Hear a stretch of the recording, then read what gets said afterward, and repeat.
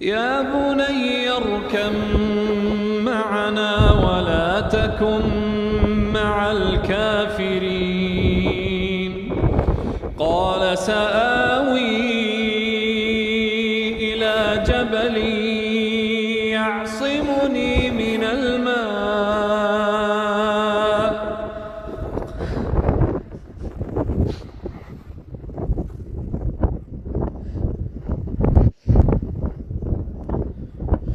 قال لا عاصم اليوم من أمر الله إلا من رحم، وحال بينهما الموج فكان من المغرقين.